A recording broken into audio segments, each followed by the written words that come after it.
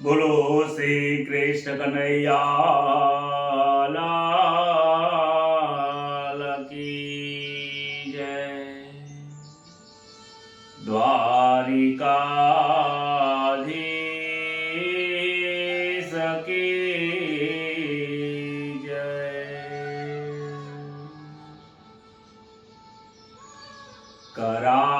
करारविन्दे न पदारविन्दम्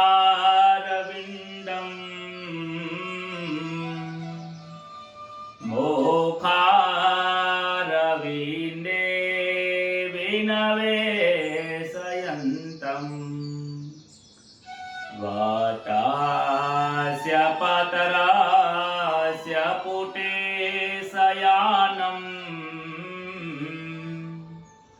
बालं मुकुन्दं मनसा स्मरामि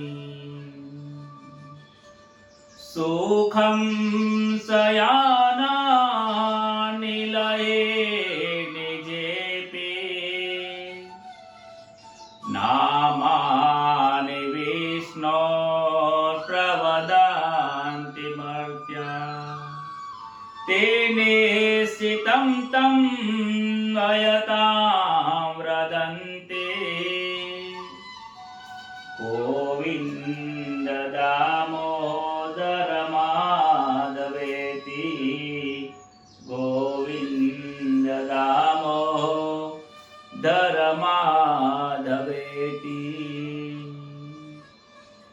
बोलो श्री भागवत भगवान की। प्रथम नमो गुरुदेव ने लरे लरे लागो पार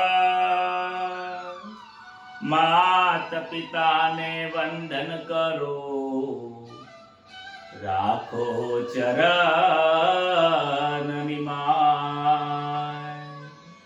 हे जी हरि गुरु संत सुपदार जो कथा कहो मम मति अनुसार प्रेम स्वरूप श्री कृष्ण ने सुनो भागवत महापुराण। मंगल दिवस याजनो मंगल सौनो थाय सौ संतो हरि भक्तो ने दास जैसना प्रणाम। सौ संतो हरि भक्तो ने दास जैसना कोटि प्रणाम। श्री गणेशाय नमः।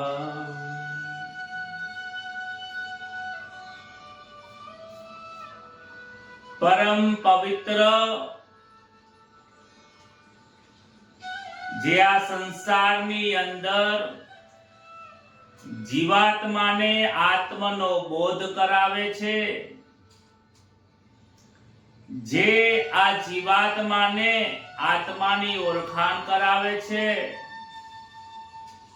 અને જે આ સંસાર રૂપી સાગરને તારવા રૂપી જે નાવ છે એ આ શ્રીમદ ભાગવત મહાપુરાણની કથા છે। ભાગવતની પુરાણ ભાગવતની કથા મનુષ્યને બ્રહ્મની વિદ્યા પ્રાપ્ત કરાવે છે, તત્વનું જ્ઞાન આપે છે, પરમાત્માની ઓળખાણ કરાવે છે। ગઈકાલે આપણે જે રીતે કથામાં જોયું હતું કે નાનો જે પહેલાદ છે એ 5 વર્ષની ઉંમરની અંદર પરમાત્માના દર્શન કરે છે। ખૂબ વિચાર કરવા જેવું છે કે આજે 5 વર્ષના બાળકને જો પરમાત્માના દર્શન થતા હોય, આપણને 60-70 વર્ષ થવા આવ્યા હોય, હજી સુધી પરમાત્માને ખોળવાનો વિચાર ના આવ્યો હોય તો આનો વિચાર કરવાની જરૂર છે। આ જીવાત્મા એટલો બધો કુસંગી છે, આ સંસારમાં એટલું બધું ખોળવા માટે મહેનત કરે છે, પરસેવો પાડી દે છે, પરંતુ આ પરમાત્માને ખોળવા માટે 1 કલાકનો સમય પાર ફાળવવો કાઢવો પડે છે.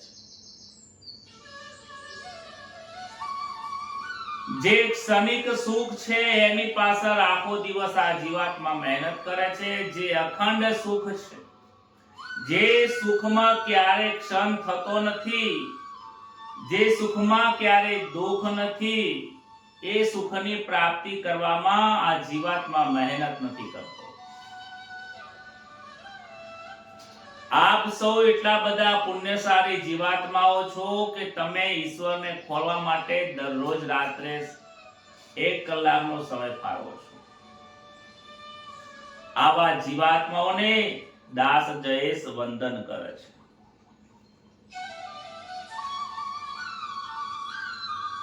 આપના હૃદયમાં એ આજે જ્યોતિ પ્રગટ થઈ છે. આપના હૃદયમાં એ આજે અજવાળું થયું છે ઘટમાં, એટલે જ સાચી વસ્તુ ખોળવાની ઈચ્છા થાય છે. એક ડોશીમાં હતા. એક ડોશીમાં એમના ઘરના આગળ બેઠા બેઠા એક વખત શોધતા હતા, કંઈક શોધતા હતા. એટલે આજુબાજુના લોકોએ પૂછ્યું કે માજી શું ખોળી રહ્યા છો? એટલે કે હું અહીંયા મારી સાડીનો એક છેડો ફાટી ગયો હતો, માટે એને હું સિલાઈ કરવા માટે એને સોયથી હું દોરાનો ટોકો લેતી હતી. એ ટોકો લેતા લેતા પૂરો થવા આવ્યો એટલે સોય નીચે પડી ગઈ. તો એ સોય શોધું છું. તો બાજુમાં એક બેન આયા કે ખોલો, એ પણ લાવો માજી હું પણ મદદ કરું. એ પણ શોધવા મંડી પડ્યા છે. એટલામાં બીજા કોક બેન આયા કે શું થયું, તમે બંને જણા ખોળવા બેઠા છો, કોઈ પૈસા ખોવાઈ ગયા કે નહીં? પડી ગયું? શું ખોળો છો? પડી તો કાઈ નહીં ગયું, પરંતુ એમાં કંઈક સોય પડી ગઈ છે. એ ખોળવા પડ્યા. 4-5 જણે ભેગા થઈને ખોળવા માટે બેસી ગયા. પછી એક બેન આવે છે, કહે છે કે શું ખોળો છો? કે સોય ખોલીએ છીએ, પણ ક્યારના કલાકથી ગોતીએ છીએ, મળતી નથી. તો કલાકથી ગોતો છો, ક્યાં ખોવાની હતી? એટલે ખોવાની તો મારા ઘરના આંગણે, પણ અહીંયા ફોણસ હતું ને, એટલે અહીંયા ફોણસના અજવાળે ગોતું છું.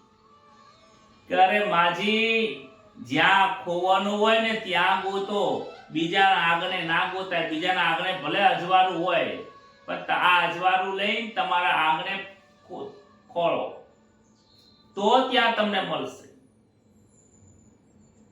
અને એ ડોશીમાં પછી બાજુવાળાનું ફાણસ લઈને ત્યાં જઈને ખોળે છે, ત્યાં એમને મળે છે. આ પરમાત્મા દરેકના હૃદયમાં બિરાજમાન છે, પરંતુ આ જીવાત્માની અને શિવાત્માની બંનેની આ સંતા કુકડી છે. ભગવાને આપણને જન્મ આપ્યો અને અજ્ઞાન આગળ આવી, માયા આગળ આવી ગઈ છે, અજ્ઞાનતા આગળ આવી ગયું છે, પરમાત્મા પાછળ છુપાઈ ગયા છે. ભગવાન કહે છે કે હવે શોધ તારી તાકાત હોય. પરમાત્માને આ જીવાત્માઓ શોધવા માટે આખા સંસારમાં ફરે છે.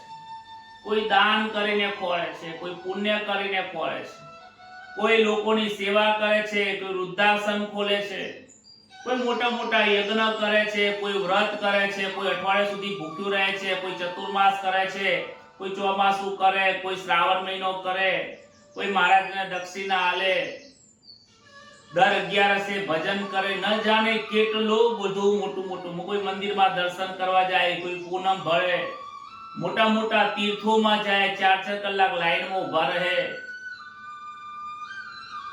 આ જીવાત્મા પરમાત્માના દર્શન કરવા માટે અનેક જગ્યાએ ખોળે છે, પરંતુ આ પરમાત્મા જ્યાં ખોવાના છે, જ્યાંથી જડતા નથી, ત્યાં ખોળતા નથી.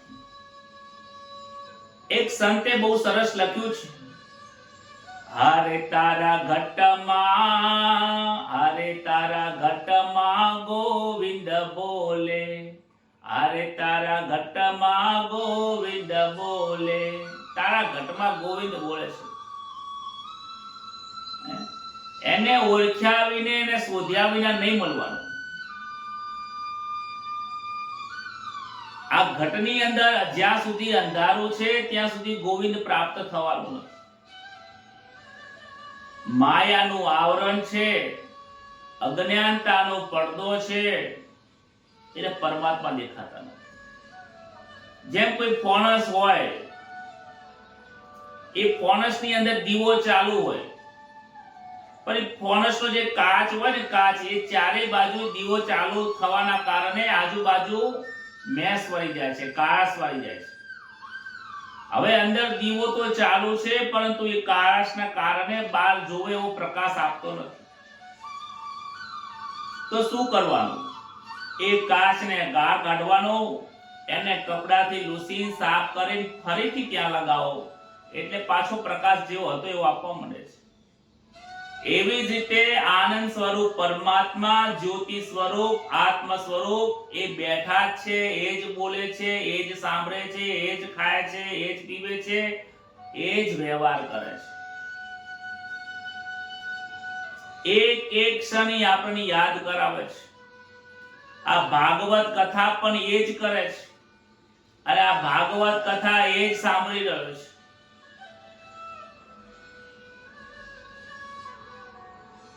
જે અને આન વસ્તુનું જ્ઞાન છે એ જ પરમાત્મા છે, એને જ ઓળખવાની જરૂર છે. 5 વર્ષનો બાળક ધ્રુવજીને દર્શન થઈ ગયા. 5 વર્ષનો બાળક પ્રહલાદજીને દર્શન થઈ ગયા. નારદજીને યુધિષ્ઠિર એટલે કે ધર્મરાજા પ્રશ્ન પૂછે છે કે જ્ઞાન ઘણું બધું પ્રાપ્ત કર્યું, ઘણું બધું હું ભણ્યો, વેદ ભણ્યો, શાસ્ત્ર ભણ્યો, પુરાણ ભણ્યો, બ્રહ્મ વિદ્યાના જે આવે એ રાજ વિદ્યા ભણ્યો, મહારાજ બધું ભણ્યો, પણ આ પહેલા જેવું હું ભણ્યો નથી. એ ભણતર શું કામનું કે જે મને ભગવાનના દર્શન ના કરાવે. ડોંગરેજી મહારાજ એમની કથામાં કહે છે કે 3 શિક્ષકો હતા. 3 શિક્ષકો હતા. એક વખત નદીના કિનારે જાય છે કે અમે તો અને નાવિકને કહે છે, નાવિક નાનો છોકરો હતો, કે અમને તું આ નદી પાર કરાવરાઈશ, અમને નદીની સૈર કરાઈશ તું? કે હા કરાઈશ. કેટલા? કે 10-10 રૂપિયા, 3 જણાના 30 રૂપિયા થશે. શિક્ષક હતા, ભણેલા ગણેલા હતા, 60-70 લાખ રૂપિયા પગારદાર હતા. આ શિક્ષકોને પોતાના જ્ઞાનનું અભિમાન હતું, પૈસાનું અભિમાન હતું અને જ્ઞાનનું અભિમાન હતું.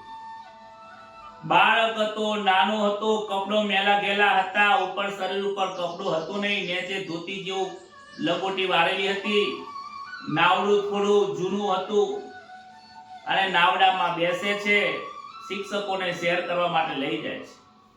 શિક્ષક વિચાર કરે છે, અને એ નાવિક જોડે વાત કરે છે કે બેટા કે તું કઈ ભણ્યો છે? ગુજરાતી, હિન્દી, અંગ્રેજી તને આવડે છે? ઇંગ્લિશનો એક શિક્ષક હતો, એને પૂછ્યું કે તને અંગ્રેજી ભણતા વાંચતા આવડે છે? કે ના સાહેબ, મને અંગ્રેજી વાંચતા નહીં આવડતું. તો સ્પેલિંગ એબીસીડી તો કંઈક આવડતું છે? કે ના સાહેબ, મને એ બધું નહીં આવડતું, હું ભણ્યો જ નથી, હું તો અભણ છું. શિક્ષકો વિચાર કરે છે કે દુનિયા ક્યાંથી ક્યાં પહોંચી ગઈ, આને હજી એબીસીડી પણ ભણ્યો નથી, સ્કૂલમાં જતો નથી. એટલે એને શિક્ષકે કહ્યું કે તારી એક ભાગની જિંદગી જે પાણીમાં. બીજો શિક્ષક પૂછે છે કે ગણિત બણિત આવડે છે કે નહીં આવડતું તને? પલાખા તો આમ વાંચતા તમે આવડે કે ના આવડે? ઘડી આવડે છે? કે ના સાહેબ, હું પોતાના સ્કૂલમાં ગયો જ નથી. તો તારી 2 ભાગની જિંદગી જે પાણીમાં. તને ગણિતે આવડતું નથી, સરવાળા બાદબાકી તો આવડે કે ના? એ નહીં આવડતું. કરે છે. અંગ્રેજી ના ભણે તો બરાબર છે, તને ગણિતે આવડતું નથી, ઘડિયા 1 થી 10 સુધી આવડે છે કે ના સાહેબ, કશું ઘડિયા બડિયા કોઈ નહીં. ત્રીજો શિક્ષક પૂછે છે અરે કે ગુજરાતમાં છે, કચ્છની ધરતીમાં તું અહીંયા છે કે તને ગુજરાતી તો આવડે છે ને, લખતા વાંચતા તો આવડે છે ને, વધારે નહીં પણ વાંચતા તો આવડે છે ને. અરે સાહેબ હું કહું તો છું તમને સાહેબ, મારા પિતાજીએ સ્કૂલ નથી જોઈ, મેં પણ સ્કૂલ જોઈ નથી. અમારું એક નાનું ઝૂંપડું છે, એમાં રહીએ છીએ. અને અહીંયા તમને જે આ 10-10 રૂપિયામાં ફેરવું છું, એમાંથી જે મને દિવસે 50, 100, 200 રૂપિયા મળે એ ઘરે લઈ જાઉં. ત્યારે તેલ અને ચોખા અને આટો આવે ત્યારે મારા મમ્મી અમારી બા ખાવાનું બનાવીને આપે. અમે કોઈ દાડો સ્કૂલ જોઈ જ નથી સાહેબ, અમે ભણ્યા નથી. શિક્ષકોને મદની અંદર, અભિમાનની અંદર વિચાર કરવા લાગ્યા, અરે તું તો અંગ્રેજીની ભણ્યો, ગુજરાતીની ભણ્યો, હિન્દીની ભણ્યો, તારી તો 3 ભાગની જિંદગી દે પાણીમાં. બસ આ પાણીમાં 2 ઓટા ફેરા મારતા આવડે છે, બીજું કઈ આવડતું નથી. ના ના કે સાહેબ મને બીજું કોઈ આવડતું નથી. મને તો આ નદી ઉપર આ કાંઠેથી પેલા કાંઠે, પેલા કાંઠેથી આ કાંઠે, એના સિવાય બીજું આવડતું નથી.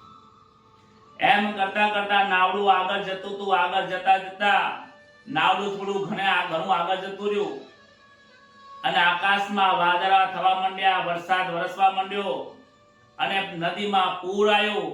પૂર આવવાના કારણે જૂનું નાવડું હતું એટલે હાલમડોલક થવા માંડ્યો. નાવિક કહે છે સાહેબ તમને તરતા આવડે છે ને? તરતો આવડતું હશે તમને. ના કે અમને તરતા નહીં આવડતું. કે તરવાનું તમે શીખ્યા નથી? કે ના સારું અમે તરવાનું નહીં શીખ્યા. તો કે સાહેબ તમે બહુ મોટી ભૂલ કરી છે. તમે બધું ભણ્યા પણ તરતા નહીં ભણ્યા. મારી તો 3 જ ભાગની જિંદગી જાય છે, તમારી તો 4 ભાગની જિંદગી. આમ કરીને જે બાળક હતો નદીમાં કૂદકો માર્યો, તરતો તરતો બહાર આવી ગયો. પેલા 3 જે શિક્ષકો હતા એ પોતાના અભિમાનના કારણે એ નદીમાં ડૂબી જાય છે અને શરીર છૂટી જાય છે.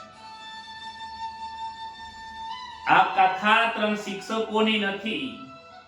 ડોંગરેજી મહારાજ કહે છે કે જ્યારે ડોંગરેજી મહારાજ એમના સત્સંગમાં, એમના પ્રવચનમાં, એમના ભાગવતમાં જ્યારે પણ આ દ્રષ્ટાંત આપતા તો કહેતા, આ દ્રષ્ટાંત આપ્યા પછી લોકો હસે કે જો પેલા શિક્ષકો મરી ગયા.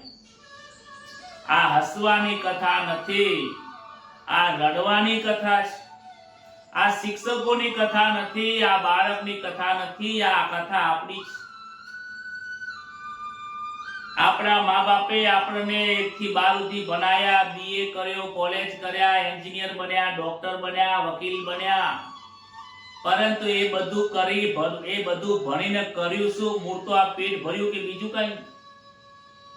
ડોંગરેજી મહારાજ કહે છે કે આટલો તમે 25 વર્ષ સુધી અભ્યાસ કર્યો, પીએચડી કર્યો, પણ એ શાના માટે? મૂળ તો આ પેટ ભરવા માટે કે બીજું કોઈ? હવે આ સંસાર રૂપી સાગરમાં તરવા માટે જે 25 વર્ષ સુધી તમે જે મજૂરી કરી, એ મજૂરી જો આજે કામ ન લાગે તો શું કરવાનું? એ વિદ્યા શું કામની છે? જે અંતકાળે પ્રભુના દર્શન ન કરાવે, જે વિદ્યા ભગવાનના દર્શન ના કરાવે, ભગવાનની ઓળખાણ ના કરાવે, આત્મ સ્વરૂપનું જ્ઞાન ન કરાવે, એ વિદ્યા શું કામની? આ દ્રષ્ટાંતનો મતલબ એવો નથી થતો કે તમે તમારા બાળકોને ન ભણાવો. આ દ્રષ્ટાંત ઉપરથી શીખવાનું છે કે વ્યવહાર ચલાવવા માટે જે ભણવું પડે એ ભણાવવું પડે, પણ એની સાથે ધર્મનું જ્ઞાન આપો બાળકને. અને બાળકને આપો અને આપણે પોતાને પણ લેવાનું છે. આજે ધર્મરાજાને રાજસૂય યજ્ઞની અંદર આ દુઃખ થાય છે કે પહેલાજીને ભગવાનની પ્રાપ્તિ થઈ ગઈ, એ અભ્યાસ કેવો કર્યો, એને બ્રહ્મ વિદ્યા મેળવી લીધી, આટલો મોટો થઈ ગયો, મને 70-80 થવાયા, પરંતુ પરમાત્માને દર્શન થતા નથી. આ બાબતમાં એમને બહુ દુઃખ થાય છે. સંસાર રૂપી સાગરને તરવા માટેનું એકમાત્ર એ સાધન છે જે મારી શ્રીમદ ભાગવતની કથા છે. આ ભાગવતની કથાનો એ જ્ઞાન છે જે આપણને આ સંસારમાંથી તારીને ઉર્ધ્વ ગતિએ લઈ જાય છે. આ ભાગવતનું એ જ્ઞાન છે જે પરમાત્માની સાથે પ્રેમ કરાવે છે. આ ભાગવતની એ કથા છે જે સંસારના ક્ષણિક સુખને દૂર કરી અખંડ સુખની પ્રાપ્તિ કરાવે એવું આ મારું ભાગવત કથા છે.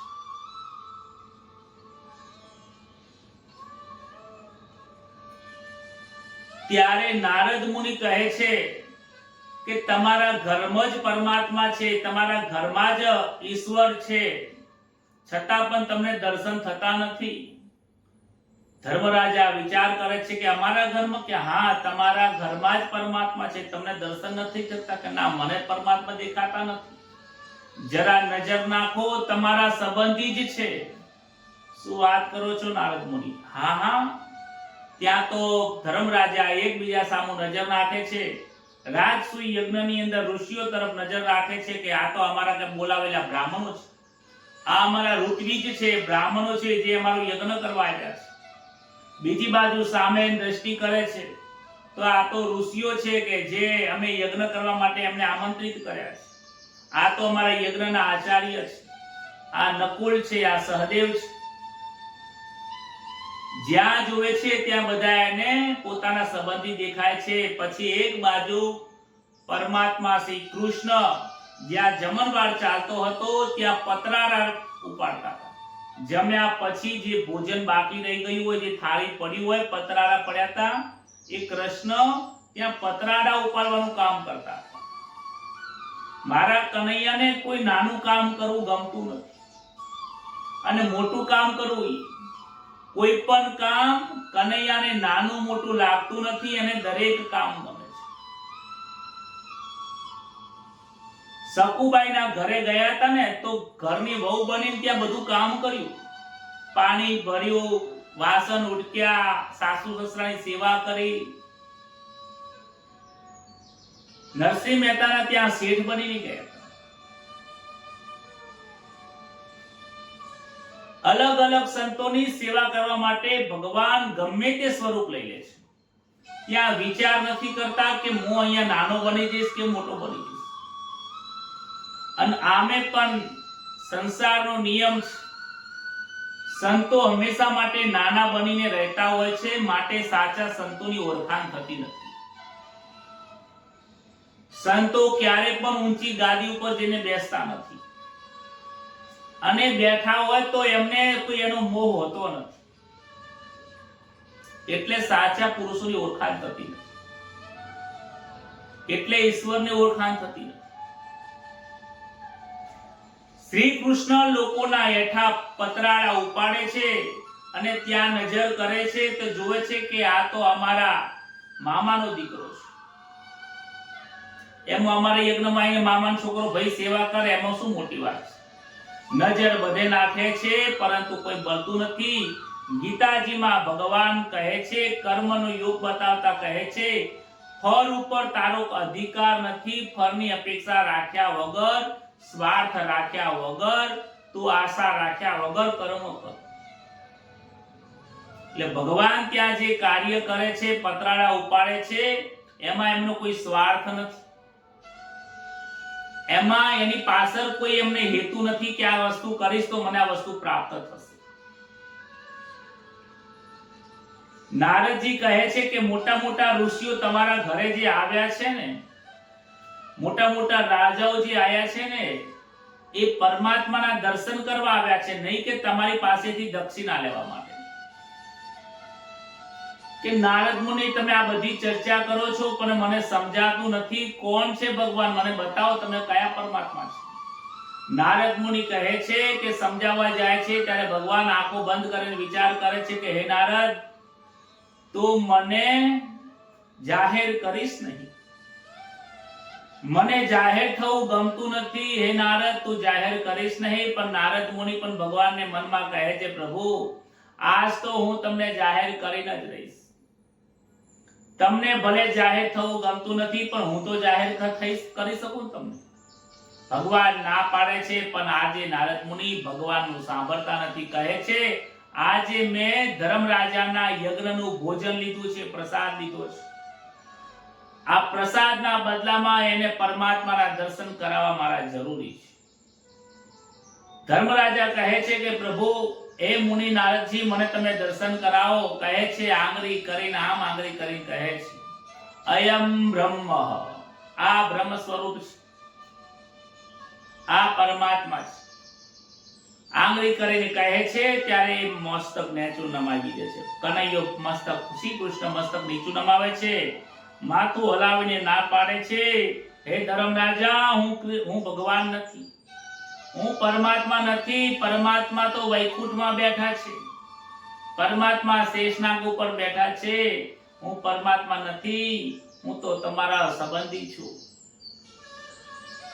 નારદ મુનિ કહે છે આજ શ્રી કૃષ્ણ એ જ પરમાત્માનું સ્વરૂપ છે.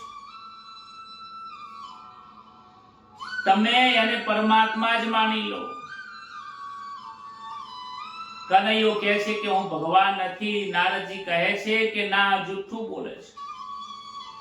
અરે ધર્મરાજા, તમે સાંભળ્યું હશે કે આ કનૈયો નાનો હતો ને ત્યાં માને જુઠ્ઠું બોલતો હતો, પોતાની માની જોડે જુઠ્ઠું બોલતો હતો. આપણી જોડે જુઠ્ઠું બોલે એમાં શું નવાઈ છે?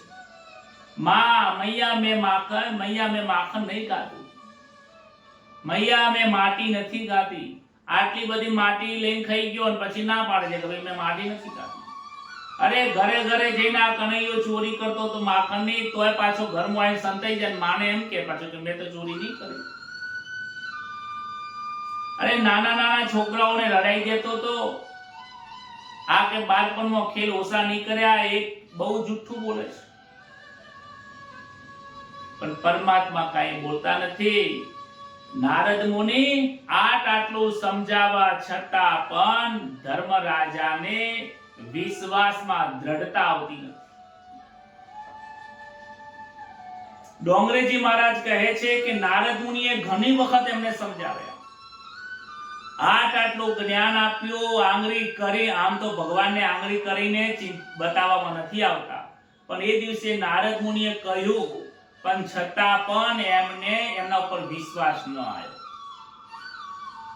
ડોંગરેજી મહારાજ કહે છે કે આ જગતમાં બધા લોકો જાણે છે કે આત્મા સૌ પરમાત્મા, એ પરમાત્માનો અંશ મારામાં છે, આ જાણે છે પણ વિશ્વાસ નથી. એ પણ જાણે છે કે એ છે તો હું છું, એ નથી તો આ દેહનો કોઈ મતલબ નથી રહેતો.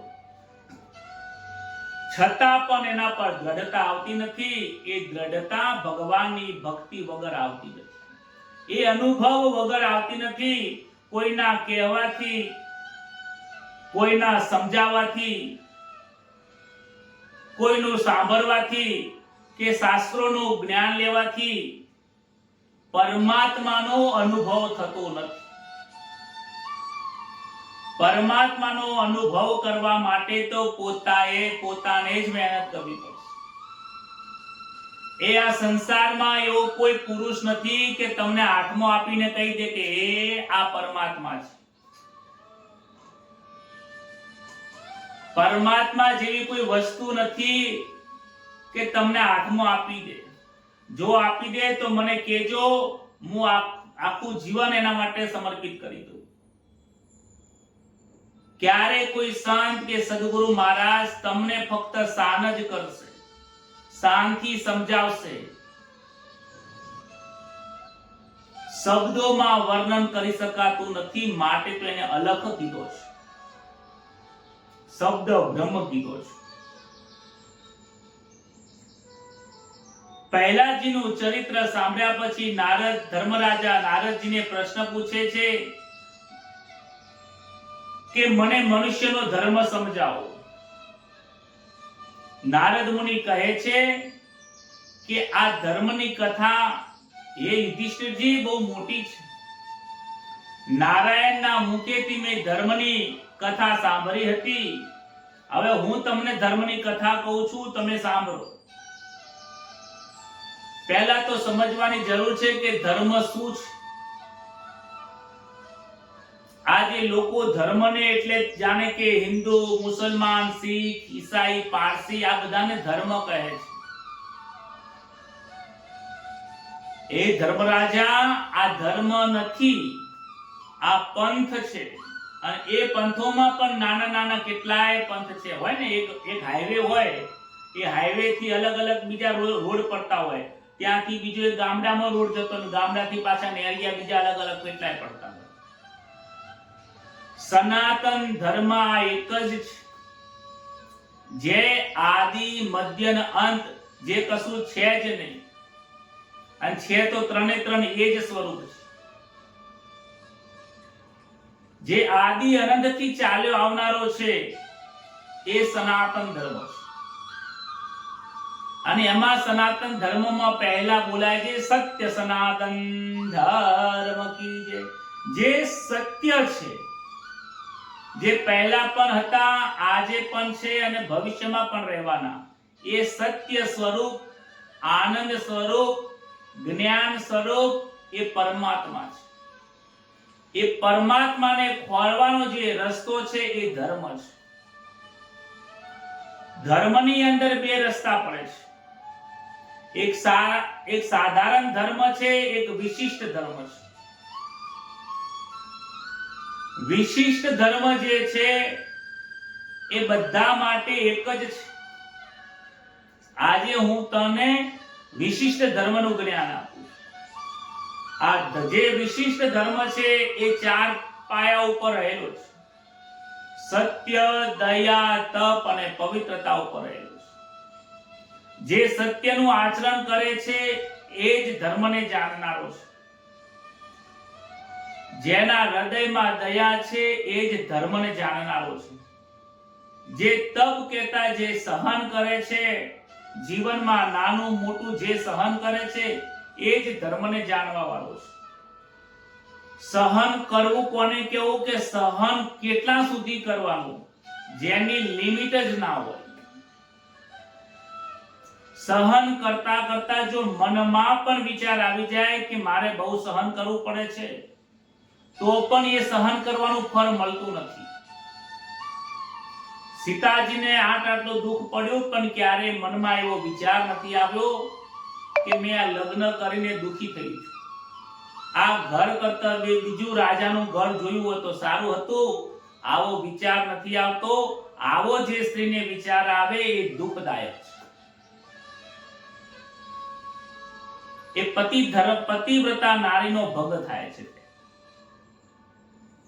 કહે છે કે વાણી, વર્તન, વિચારથી શુદ્ધ રાખવું એનું નામ તપશ્ચર્યા છે. સહન કરવાનું જે તપ છે એને તિતિક્ષા કહેવાય છે. જીવનમાં જે પણ સુખ આવે, દુઃખ આવે એને સહન કરવું એ ધર્મની અંદર આવે છે. એ જ ધર્મ છે. જેટલા પણ સંતો થઈ ગયા, બધા જ લોકોએ આ બધા ધર્મનું પાલન કર્યું છે. સત્યનું આચરણ કર્યું, હૃદયમાં દયા રાખી, પવિત્રતાથી જીવન જીવ્યા છે. અરે શરીરથી પવિત્ર આજકાલ લોકો બહુ થાય છે, પરંતુ મનથી પવિત્રતા નથી થતા. અને મનથી પવિત્ર થઈને પણ આગળ એક પવિત્રતા આવે છે, એ ચિત્તની પવિત્રતા આવે છે. શરીર પવિત્ર એક સમય નહીં હોય તો ચાલશે, પણ ડોંગરેજી મહારાજ કહે છે કે તમારા મનને અને ચિત્તને પવિત્ર રાખો. જેનું મન અને ચિત્ત પરમાત્મામાં છે એ જ પવિત્ર છે, બાકી બધું અપવિત્ર છે. આ પવિત્રની વ્યાખ્યા છે.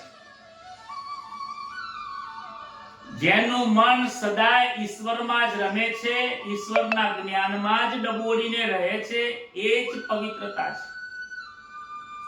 જે ધર્મના રાસ્તે ચાલે છે, જેનું મન એ જ પવિત્ર છે. જે અધર્મના માર્ગે ચાલે છે એનું મન અપવિત્ર છે. બ્રહ્મચર્યનું પાલન કરવું. જીવનમાં સંસારમાં જે વસ્તુ મળે છે, ભલે એને ભોગવો, વિવેકથી ભોગવો, પછી સમય આવે એટલે એનો મનથી ત્યાગ કરો. જીવનમાં ધર્મની અંદર ત્યાગનું ઘણું મહત્વ છે. આજે ઘણા લોકો ગંગાજી જાય ને એટલે કહે છે કે હું ગંગાજી જઈને આવી, એટલે ગંગાજી જઈને આવું એટલે કંઈક છોડવું પડે. કે હું ત્યાં કેળા છોડીને આવી છું, કે હું ગંગાજી ગઈ ને એટલે ત્યાં હું સફરજન છોડીને આવી. અરે ડોંગરેજી મહારાજ કહે છે કે ગંગાજી જઈને કેળા નથી છોડવાના, આ છીંકની જે આમ લઈને બેઠા છો ને એ છોડવાનું. બોલો રાધે રાધે. ડોંગરેજી મહારાજે આવું કહ્યું હતું. કારણ કે એ સમય જ્યારે ભાગવત કથા કરતા ને ત્યારે લોકોમાં એ કુસંગ હતો. લોકો છીંકની બહુ લેતા. ભાગવત કથા કરવા સાંભળવા આવતા ને તો લોકો છીંકરી કઈ ખબર ના પડે ને આપી દેતા. અત્યારે લોકો મસાલો ખાય છે, કોઈ ફરક નથી. કહે છે જે વસ્તુ તમારા જીવનમાં તમને બરબાદ કરવા વાળું છે, જે પરમાત્માથી તમને દૂર લઈ જાય છે, એ વસ્તુનો ત્યાગ કરો, ચાહે ભલે ગમે તે વસ્તુ હોય. પરમાત્માથી તમને દૂર લઈ જવાનું જો આળસ હોય તો આળસનો ત્યાગ કરી દો. કુસંગ છે તો કુસંગનો ત્યાગ કરો. ઘણા લોકોને ઘરની વાતો કરવી ગમતી હોય છે. બીજાના ઘરની વાત કરવી ને એ ખરજવા જેવું છે. એક વખત જો બીજાના ઘરની વાત નીકળે એટલે સાહેબ 2 કલાક નીકળી જાય ખબર ના પડે. અને મીઠી મીઠી લાગે. કોકના ઘરની વાત કરવી એટલે લોકોને બહુ મીઠું મીઠું લાગે. ડોંગરેજી મહારાજ કહે છે એ ખરજવાને ઘરમાં પેસવા દેશો નહીં, નહીતર આખું ખરજવું આખા શરીરે થઈ જશે. જ્યારે પણ ઘરમાં બીજાના ઘરની વાત થાય ત્યારે એને જડમૂળમાંથી ત્યાં જ કાપી દો તો વાંધો નહીં. અને ઘણી વખત તો 2 કલાક વાત કરીને ધરાય નહીં. જો કદાચ વાત બંધ થઈ જાય ને એટલે થોડી વાર પછી બીજા દિવસે ત્યાં એ વાતથી પછી આગળ ચર્ચા ચાલુ કરી દે. આવાય લોકો હોય છે. કહે છે કે તમને પરમાત્માથી જે દૂર કરે છે એનો ત્યાગ કરો. સ્વાધ્યાય કરવાનું કહ્યું છે, નિત્ય કર્મ કરો. દરરોજ ભાગવત સાંભળો, દરરોજ ભગવાનના નામનો જપ કરો, સ્વાધ્યાય કરો. આર્જવું થવાનું વાત કરે છે. આર્જ એટલે દરરોજ સરળ સ્વભાવ રાખો, સંતોષ રાખો, સમદ્રષ્ટિ રાખો, મૌન રાખો. અને છેલ્લે કહે છે આત્મચિંતન કરો. કશું જ કરવાની ઈચ્છા ના થાય તો પોતાના આત્માનું ચિંતન કરો. આંખો બંધ કરો. બેસાતું હોય તો બેસીને કરો, ના બેસાય તો તમારા પલંગમાં આરામ કરતા કરતા, ખુરશીમાં બેઠા બેઠા, જે રીતે ફાવે. આત્મચિંતન કરવા માટે બેસવાની જરૂર નથી. રાત્રે સૂતી વખતે પણ આત્મચિંતન થાય અને એ તો બહુ જ સારું. રાત્રે સૂતી વખતે આંખો બંધ કરીને જ્યારે સૂઈ જાઓ ત્યારે મનમાં વિચાર કરો કે હે પરમાત્મા, આજે આખો દિવસ મેં માયાની અંદર રખડ્યો છું. આજે આખો દિવસ હું તમારું ભજન કરવું ભૂલી ગયો છું. મારે તારા દર્શન કરવા છે. આજે ભાગવતમાં આવ્યું હતું કે પરમાત્માના દર્શન કર્યા વગર આ જીવાત્માને ચાલવાનું નથી. તો મારી ઈચ્છા છે કે તને પ્રાપ્ત કરવા છે. હે પ્રભુ, તમે આવો, મને દર્શન આપો. હે પરમાત્મા, હું કોણ છું, ક્યાંથી આવ્યો છું? પોતાના સ્વ સ્વરૂપને પૂછો. જેમ જડ ભરતજી રોહુકુંડ રાજાને કહેતા હતા કે હું કોણ છું એ છોડ, તું તારી જાતને પૂછ, તું કોણ છે. આપણે આપણી પોતાની જાતને પૂછવાનું કે શું તારું નામ જયેશ છે? તો કે હા, મારું નામ જયેશ છે. તો જે દિવસે જન્મ્યો ત્યારે તને એવું કહેવામાં આવ્યું હતું કે આજે જયેશનો જન્મ થયો છે? કે ના, એ દિવસે તો નતું કહ્યું. તો પછી તારું નામ જયેશ નથી. તારો જન્મ થયો ત્યારે તું કોણ હતો? કે હું બ્રાહ્મણ છું. તો એ જન્મ થયો ત્યારે એવું કહ્યું તું બ્રાહ્મણનો જન્મ થયો છે? કે ના, એવું પણ નતું કહ્યું.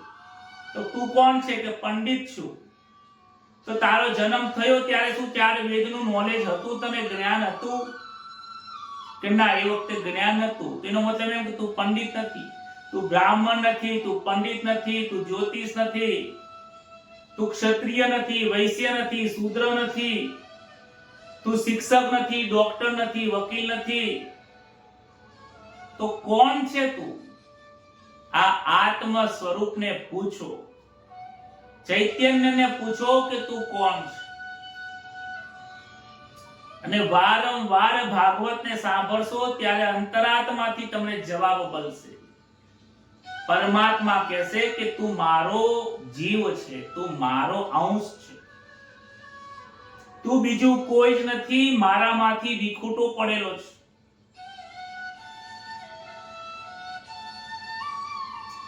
ભગવાન પણ રડે છે. ભગવાન પણ રડે છે કે મારો જીવ, મારો પુત્ર મારાથી દૂર થઈ ગયો છે, વિખૂટો પડ્યો છે. એ પણ ચાહે છે કે મારી પાસે આવે. એક વખત યમુના નદીના કિનારે યમુનાનું પાણી આવ્યું એટલે ગામના લોકો બધા વધાવા માટે નીકળ્યા. એમાં નંદ બાબા, ગોપીઓ, ગામના લોકો બધા ગયા. કનૈયો કે મારે પણ અહીંયા આવવું છે આજે વધાવા માટે. સારું કે ચલ બેટા મારી સાથે. હાથમાં લાકડી લીધી, કામરી લીધી અને લાકડી લઈને અને માનો છેડો પકડતા પકડતા ગયા છે. બધા લોકો યમુના મૈયાની પૂજા કરે છે, નદીમાં ચાંદલો કરે, ચોખા ચડાવે, ફૂલ ચડાવે અને એક કોડાયાની અંદર દીવો કરી અને એને 5 ચાલા કરી દીવો અંદર મૂકી દે છે. અને યમુના નદીમાં એ દીવા તરતા મૂકે છે. ઘણા આપણે તમે ગંગાજી જતા હશો, દીવા મૂકતા હશો. ત્યારે કનૈયો આ જોઈને વિચાર કરે છે કે આ દીવાઓ બધા અંદર જઈને ડૂબી જશે. આ ડૂબી જશે, મને ડૂબે ડૂબે ગમતું નથી. મારે આમને તારવા છે. બાજુમાં એક લાકડી હતી અને દૂર જઈને બધા દીવાઓને આમ નજીક નજીક લાવવા છે. આમ નજીક લાવવા છે, નજીક લાવવા છે. અને નજીક લાવતા લાવતા અમુક અમુક દીવાઓ ત્યાં ડૂબી જાય છે અને અમુક અમુક એ પાણીના પ્રવાહના કારણે લાકડીના કારણે પોતાની પાસે આવે છે. જે દૂર જતા રહ્યા છે એને પણ આમ પાણીથી હલાઈને પાછળ આવે છે, પણ એ તો જેમ હલાવે એમ દૂર જાય. આમ કરતા કરતા એમને 10 થી 12 દીવા એ લઈને ઘરે આવ્યા. મામા કે જો હું આ દીવાને લઈને આવ્યો છું. અરે કે આ બધા તો આપણે યમુનાની અંદર તેરવ્યા હતા. ના માં કે એ યમુનાની અંદર જતા હતા અને એમાં ડૂબી જતા હતા. માં મારો સ્વભાવ તારવાનો છે, ડૂબાડવાનો નથી. આ જગતના લોકો બધા દીવાને ડૂબાડવા માટે આ પાણીમાં નાખતા હતા, પરંતુ મારો સ્વભાવ માં તારવાનો છે. હું લાકડીથી લાવતો હતો, પણ માં મારે તો બધાય લાવતા, પરંતુ એવું થયું કે બધા ના આયા, બધા છેટા ભાગતા હતા. જે નજીક આયા એને હું મારા ઘરે લઈને આવ્યો. સમજાય છે તો બોલો રાધે રાધે. ભગવાન પણ ચાહે છે કે મારો દૂર, મારાથી વિખૂટો પડેલો જીવ એ મને પ્રાપ્ત થાય. એટલા માટે કહે છે કે આ સંસારમાં આત્મચિંતન કરો, સંસારનું ચિંતન ના કરો કે હે પરમાત્મા તમે મારા છો, મને દર્શન આપો. આમ ચિંતન કરતા કરતા આગળ વધશો, એક દિવસ તમારા હૃદયની અંદર એ પ્રગટ થઈ જશે. જન્મ પહેલા કોઈ સગા ન હતા, મર્યા પછી કોઈ સગા રહેવાના નથી. આ વચલા ગાળામાં તમે ક્યાંથી આવ્યા છો એનો વિચાર કરવાનો કહે છે. જન્મ્યા પહેલા આ લોકો જે પણ અત્યારે સગા સંબંધી છે, મા બા, પિતા પુત્ર, કાકા કાકી, મામા મામી, જે આખા સંબંધો છે સંસારમાં, એ તમારા જન્મની પહેલા નતા અને જન્મ પછી પણ નથી. તો આ બે આંખો ઉઘાડી છે ત્યાં જ, તો તમે કોણ છો? શરીરથી અલગ થઈ જાઓ, દ્રશ્યમાંથી દ્રષ્ટિ હટાવી લો અને મનને સ્થિર કરો. જ્યારે આત્મચિંતન ચિંતન કરતા હોય ને ત્યારે તમે આ શરીર છો, હું જયેશ છું, હું બ્રાહ્મણ છું, આ ભૂલી જાઓ.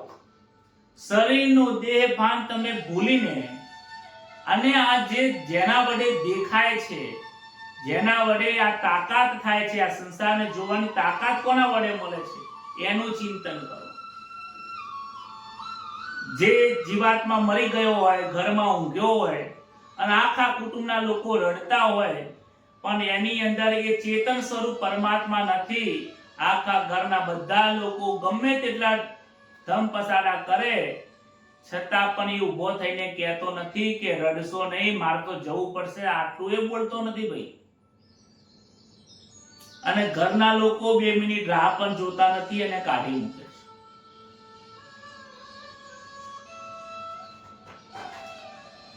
હે ધર્મરાજા, આ મેં તમને કયો વિશિષ્ટ ધર્મ છે. અને એક સાધારણ ધર્મ પણ છે.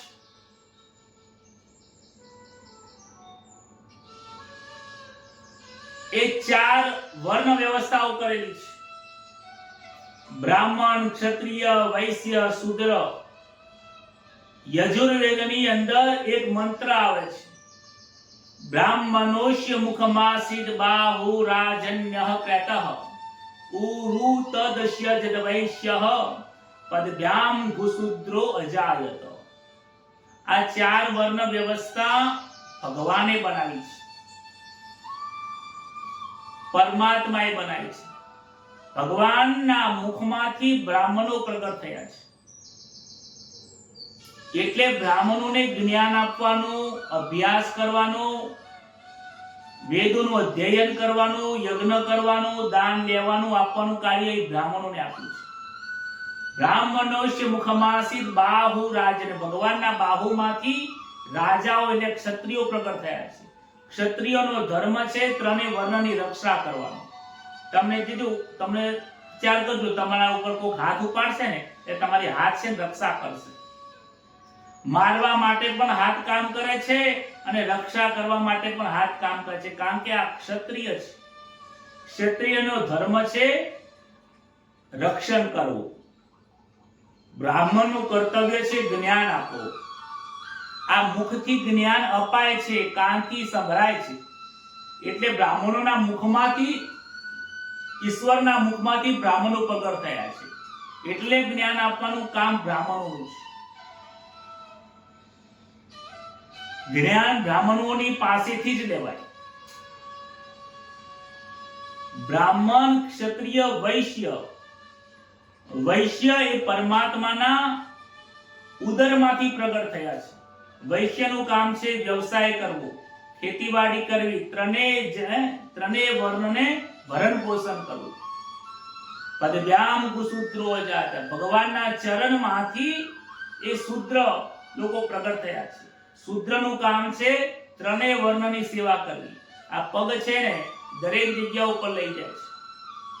એટલે જેટલા પણ આ મનુષ્યમાં જેટલી પણ જ્ઞાતિઓ છે, બ્રાહ્મણ, ક્ષત્રિય, વૈશ્ય, શૂદ્ર, આ 4 વર્ણ ભગવાનમાંથી જ પ્રગટ થઈ છે.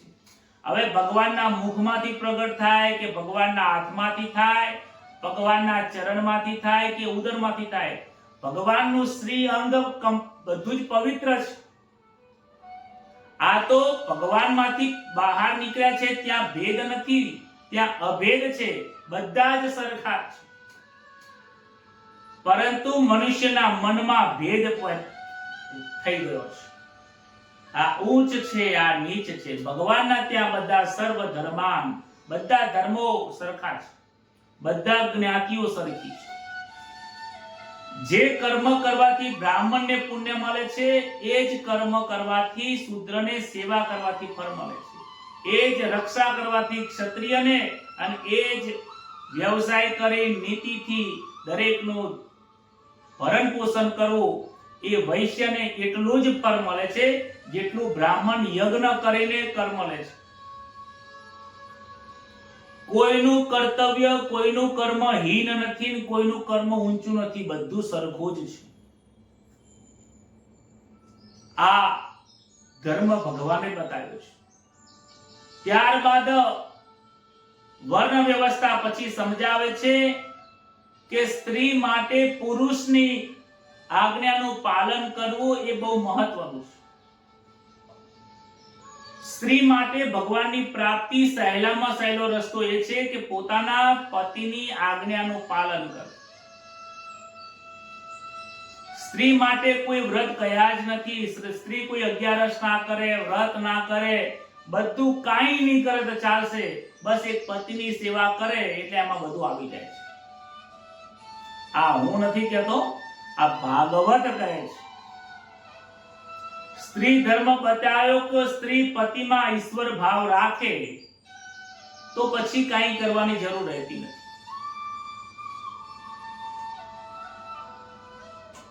સ્ત્રી ધર્મ, પુરુષ ધર્મ, પિતાનો ધર્મ, રાજ ધર્મ વગેરે અલગ અલગ ધર્મો જે છે એ બધા ધર્મનું એમણે જ્ઞાન આપે છે.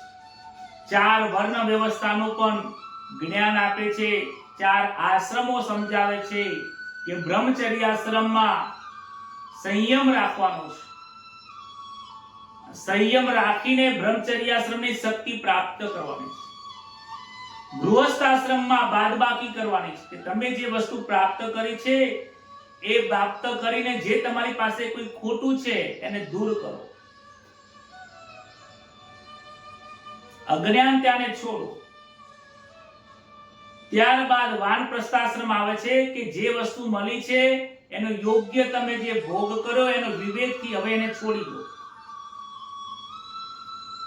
પ્રસ્થાન કરો, હવે તમે એને છોડો. હવે ત્યારબાદ સંન્યાસ આશ્રમ આવે છે કે જ્યારે પણ આ 3 પૂરું થઈ જાય ત્યારે પાછું ફરીથી પરમાત્માની પ્રાપ્તિ કરવા માટે તમે એનાથી વધારે પ્રયત્ન કરો. સંન્યાસ આશ્રમની અંદર કહે છે કે તમારી જે જવાબદારી છે બધી જવાબદારી આપી દો.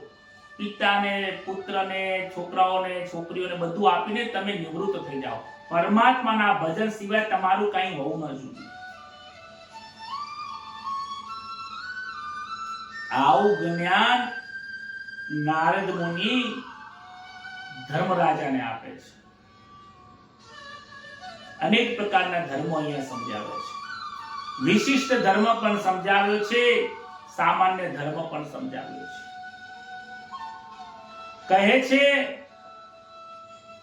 કે તમે જ્યાં જ્યાં જાઓ તમે ભક્તિ ક્યાં કરો છો ને એનું પણ બહુ મહિમા છે. ભક્તિ તમે કેવી જગ્યા ઉપર બેસીને કરો તે પણ મહત્વ છે. ભક્તિમાં સ્થાનનું પણ મહત્વ છે. ઘણી વખત એવું થતું હોય છે કે જીવાત્મા ભક્તિ કરે પણ ત્યાં મન ન લાગતું હોય. આસનની શુદ્ધિની જરૂર છે, ભૂમિ શુદ્ધિની જરૂર છે.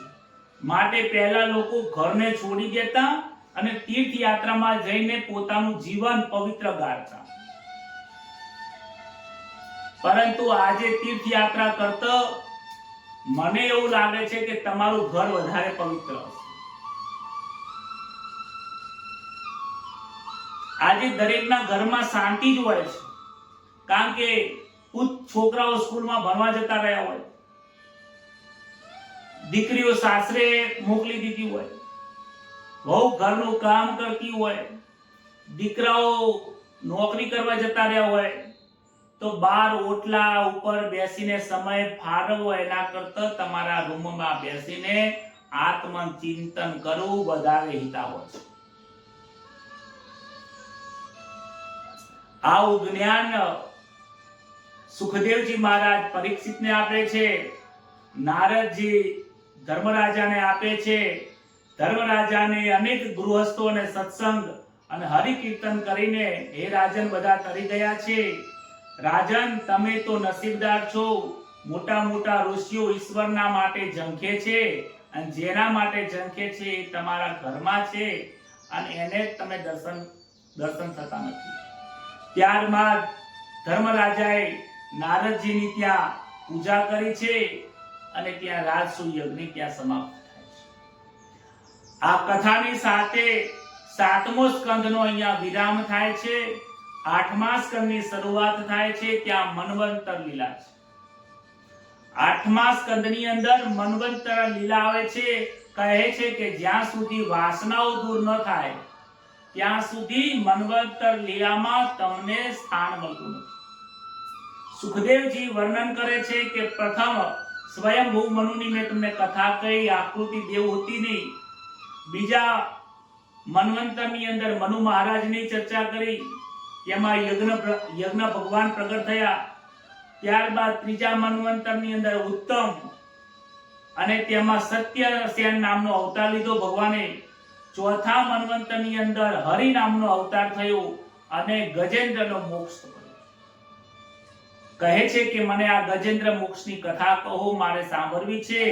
સુખદેવજી આ કથાને આગળ વધારતા કહે છે કે ત્રિકૂટ પર્વતની ઉપર એક બળવાન હાથી હતો અને પોતાની પત્ની હાથીની અને તેના બાળકોની સાથે એક વખત ઉનાળાની અસહ્ય ગરમીના કારણે એક સરોવરમાં સ્નાન કરવા જાય છે અને એ સરોવરમાં સ્નાન કરતા કરતા એટલો મદ પાણીમાં એ મસ્તીમાં બની ગયો છે કે એ મસ્તીમાં તન્મય થયો છે, અને એમ કરતા કરતા ધીમે ધીમે એ હાથી આગળ જાય છે, અને સરોવરમાં એક હાથી આવીને સરોવરમાં એક મગર આવીને હાથીનો પગ પકડે છે.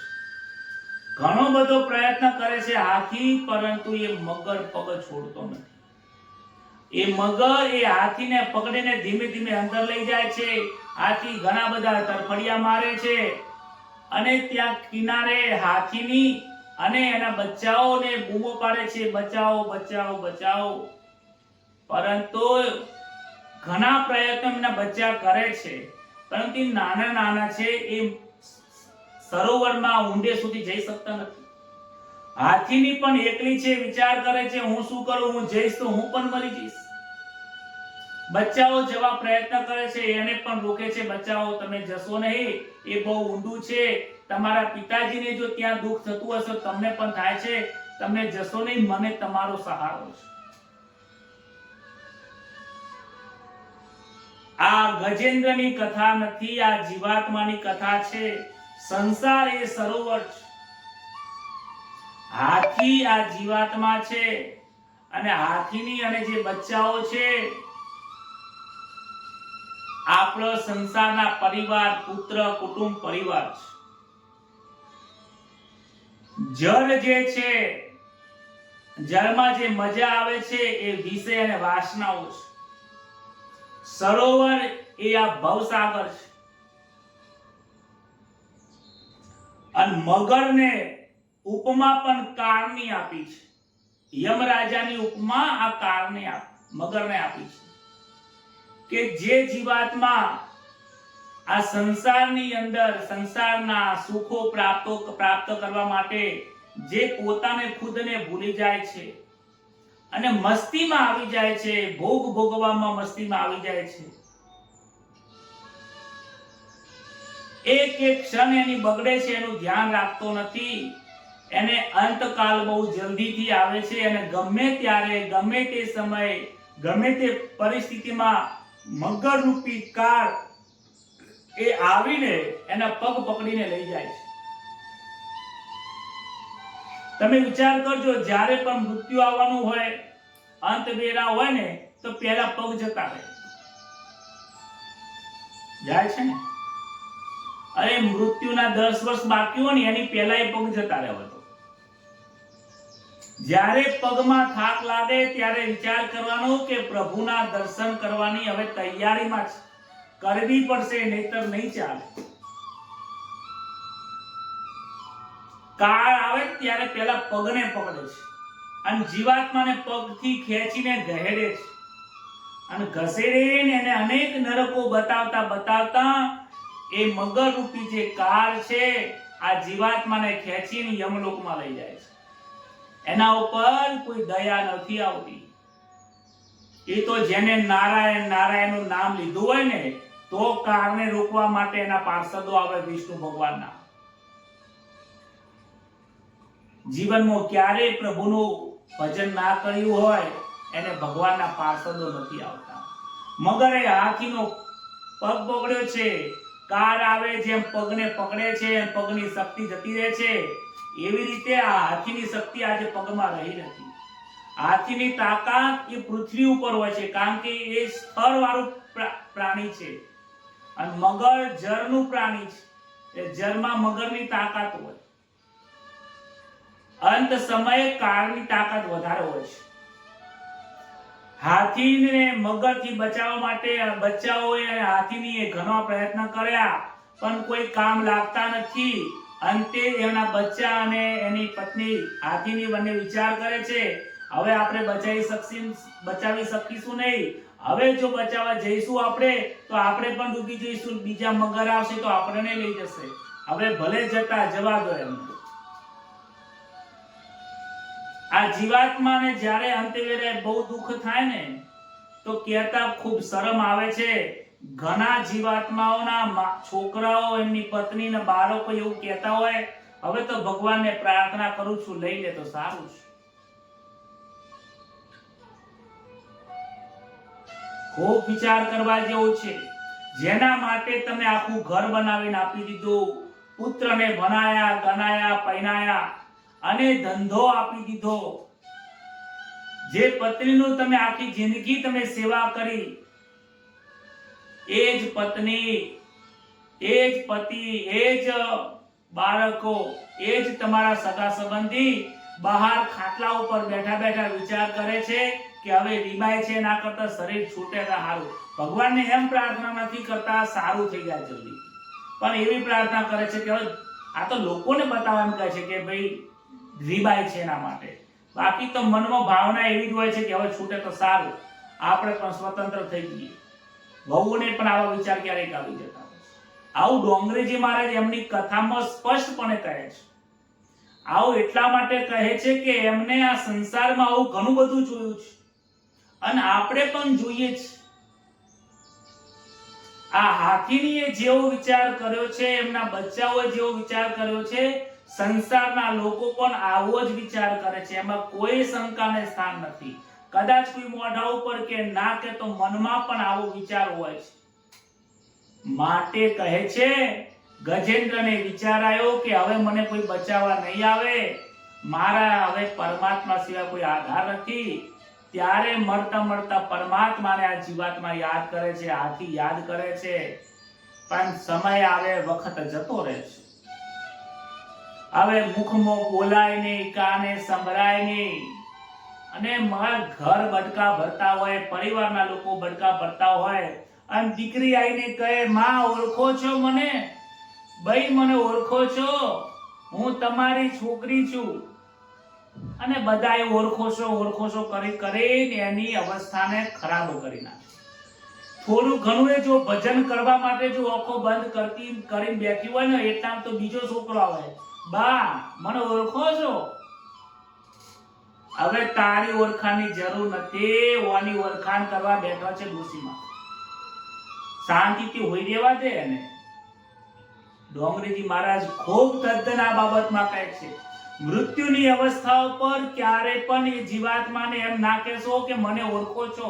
તમારી ઓળખાણ આપીને શું એને પાર પાડવું છે? ખૂબ સમજણની વાત છે આ. ઘરે ઘરે આ ભૂલ થાય છે. આ ભૂલને સુધારજો. આપણા ઘરે પણ કોઈ જીવાત્માનો કોઈનો પણ અંત વેરાયો હોય તો હરિનું ભજન કરજો, ગજેન્દ્રના મોક્ષની કથા કહેજો, વિષ્ણુ સહસ્ત્રનો પાઠ કરજો. આખી જિંદગી ભજન ના કર્યું હોય પણ એ સમય પણ જો મળતા મળતા કદાચ જીવ છૂટવાના ટાઈમે અંત વેરાય જો ભગવાનનું લક્ષ પ્રભુમાં જતું રહેશે તો તમારા એ સદસ્યનો ઉદ્ધાર થઈ જશે. પણ એવું ના કહેશો મને ઓળખો છો, તમારી પાસે 11 કરું, કશું કરવું નથી, અને જે કરવાનું બધું કરી લીધું, તમે કરો. હવે ખૂબ સમજવાની જરૂર છે. આવી ભૂલ ન થાય એનું ધ્યાન રાખીએ. આજે ગજેન્દ્ર એકલો પડ્યો ત્યારે વિચાર આવે છે, પરમાત્માના ભજન કરે છે. હે પ્રભુ, ખૂબ અકળાયો, સ્તુતિ કરવા લાગ્યો. પૂર્વ જન્મના પાપે મેં આ પૂર્વ જન્મની અંદર મનુષ્ય જન્મ મારો હતો, મેં પ્રભુનું ભજન ના કર્યું અને 2 પગમાંથી હું આજે 4 પગમાં થયો. હે પ્રભુ, ખબર નથી આજે અંત વેળાએ તમારી મને યાદ આવી છે, મને માફ કરજો, હું પાપી છું. આ સંસારમાં અનેક ભોગ ભોગવ્યા, મને આજે મારો કાર પકડવાયો છે. નાથ, હું ચરણે આવ્યો છું. તમે તો કારનાય કાર છો, તમે કારમાંથી બચાવનારા છો. હે પ્રભુ, તમે મને બચાવો. હું નિત્ય તમારું પૂજા કરીશ, નિત્ય હું તમને વંદન કરીશ, નિત્ય તમારી સેવા કરીશ, તમારું ભજન કરીશ. તમે મને જ્યાં લઈ જશો પણ મને કારની સાથે ના મોકલો. આજે હાથીના મન આંખમાંથી આંસુ પડે છે. જ્યારે કોઈ સાચા દિલથી ભગવાનની પ્રાર્થના કરે અને આંખમાંથી આંસુ નીકળે ને, એ મારા કનૈયાને ગમતું નથી. કનૈયો કોઈની આંખોમાં આંસુ જોઈ શકતો નથી. અને ત્યારે ભગવાન પરમાત્મા સુદર્શન લઈને ત્યાં આવે છે અને સુદર્શનથી ભગવાન હાથીને દર્શન આપે છે, ગજેન્દ્રને દર્શન આપે છે. ગજેન્દ્ર આંખો ખોલીને જુએ છે, ચતુર્ભુજ શંખ ચક્ર ગદા પદ્મ ધારણ કરેલા છે. એ સરોવરમાં એક કમળનું ફૂલ હતું હાથ કમળનું ફૂલ લઈને ભગવાનના ચરણમાં મૂકે છે, સ્વાગત કરે છે, વંદન કરે છે અને કહે છે, પ્રભુ મને ક્ષમા કરો, આપનો ખૂબ ખૂબ ધન્યવાદ કે મારી અરજી સુનીને તમે અંતવેળાએ આવ્યા છો. અંતવેળાએ પ્રભુ તમે કોઈને દર્શન આપવા જતા નથી, પણ મારી અંતવેળા તમે સુધારી છે. પ્રભુ તમારો ખૂબ ખૂબ ધન્યવાદ છે. આમ ગજેન્દ્રનો ત્યાં મોક્ષ કરે છે અને જે પગ પકડ્યો છે મગરરૂપી કાળ એને સુદર્શનથી એમનો વધ કરે છે. આ પ્રમાણે ગજેન્દ્ર મોક્ષની કથા જે કહી, આ ગજેન્દ્ર મોક્ષની કથાનો જે સ્તુતિનો પાઠ કરે છે એ પણ જીવનમાં મોક્ષ પદ પામે છે. વિચાર કરવા જેવું છે કે આ પશુ યોનિમાં હોવા છતાં પણ પરમાત્માની પ્રાપ્ત કરી છઠ્ઠા મન્વંતરની કહે છે કે અમૃત કુંભ નીકળ્યું અને ત્યારબાદ દેવોએ અમૃત પીધું છે. પરીક્ષિત પ્રશ્ન કરે છે કે અમૃત શું છે? આ અમૃત શું છે અને અમૃત માટે સમુદ્રનું મંથન કેમ કરવું પડ્યું અને સમુદ્રનું મંથન કોને કોને કર્યું, અમૃત કોને પીધું, પીધા પછી શું થયું, આ મને કથા કહો. ત્યારે સુખદેવજી મહારાજ કહે છે કે એક વખત ઇન્દ્ર સ્વર્ગના લોકની બહાર મતલબ આકાશમાં ભ્રમણ કરવા નીકળ્યો, ત્યારે દુર્વાસા મુનિ ભગવાન નારાયણના દર્શન કરી વૈકુંઠમાંથી પૃથ્વીલોક તરફ પ્રયાણ કરતા હતા અને રસ્તામાં એમણે ઇન્દ્રને જોયા. ઇન્દ્રને જોયા એટલે પોતાની પાસે જે ફૂલહાર હતા, જે ભગવાને પ્રસાદ આપ્યો હતો, એ ફૂલહાર એ ઇન્દ્રને ચડાવે છે. કારણ કે કોઈ સ્વર્ગના રાજા સામે મળે તો સન્માન કરવું પડે, માટે સન્માન અર્થે જે ફૂલની માળા હતી ઇન્દ્રને પહેરાવે છે. ઇન્દ્ર અભિમાનમાં હોય છે, પોતાને ગળામાં જે માળા નાખી જે લઈને એ હાથીના સૂંઢમાં નાખે છે અને હાથી પણ પોતાના સૂંઢમાંથી જે ફૂલની માળા હતી એ જમીન ઉપર નાખે છે અને એના પગથી ખીચડી નાખે છે. આ જોઈને દુર્વાસા મુનિને ખૂબ દુઃખ થયું. અરે પરમાત્માએ મને જે પ્રસાદ આપ્યો હતો ફૂલની માળા હતી, ફૂલનું અપમાન તે કર્યું છે. જા તું ફૂલનું અપમાન કર્યું છે, લક્ષ્મીજીનું અપમાન કર્યું છે, માટે એને શ્રાપ આપે છે કે જા ઇન્દ્ર, તું અભિમાન માટે અપમાન કર્યું છે. હે ઇન્દ્ર, હું તને શ્રાપ આપું છું, તું દરિદ્ર થઈ જઈશ. આજે પણ આપણે જોઈએ છીએ પૂજાની અંદર કોઈ ફૂલ હોય ને તો ફૂલ ઉપર પગ નથી આવવા દેતા, કારણ કે પુષ્પ જે છે ને એ લક્ષ્મીજીનું સ્વરૂપ છે. ભગવાન નારાયણ કમળમાંથી પ્રગટ થયા હતા. શ્રી કમળ પુષ્પ જે પણ કહે છે એ આપણા સનાતન ધર્મમાં લક્ષ્મીનું પ્રતીક કહેવાય છે. ફૂલનું અપમાન એ લક્ષ્મીનું અપમાન છે. રુદ્રાક્ષનું અપમાન એ ભગવાનનું અપમાન છે. બ્રાહ્મણનું અપમાન એ નારાયણનું અપમાન છે. તુલસીનું અપમાન એ માતા લક્ષ્મીજીનું અપમાન છે. ધરતીનું અપમાન એ પણ લક્ષ્મીજીનું અપમાન છે. સૂર્યનું અપમાન એ સાક્ષાત ભગવાન પરમાત્માનું અપમાન છે.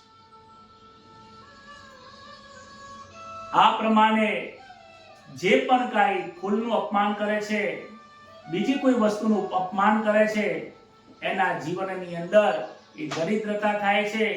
આજની કથા આ જીવાત્માને સંસારમાંથી બહાર કેવી રીતે તરવું એની કથા છે. મેં સર્વપ્રથમ કહ્યું હતું કે આ કથા જે ભાગવતની કથા છે તારવાની કથા છે.